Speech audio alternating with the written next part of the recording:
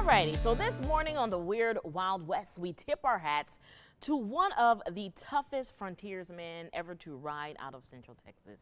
A man they called the Wolf Catcher, born in Bosque County in 1876. So folks whispered that Jack Abernathy could catch a wolf with his bare hands. No trap, no rope, no rifle, just grit, muscle, and a fearless grin. While working as a cowboy, Abernathy, he sold the wolves to zoos, a circus, and traveling shows. So his legend reached all the way to the White House. President Theodore Roosevelt took a liking to Abernathy's frontier toughness. In fact, Roosevelt appointed him a job as a U.S. Marshal, handling Native American affairs. But that is not all. Jack Abernathy passed the frontier spirit down to his sons. So listen to this. In 1910, at the age of 5 and 9, Lewis and Temple Abernathy became sensations when they rode alone from Oklahoma to New Mexico by horseback, alone.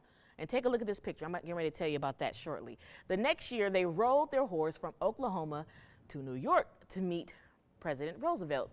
And if that is not enough, this next part might shock you.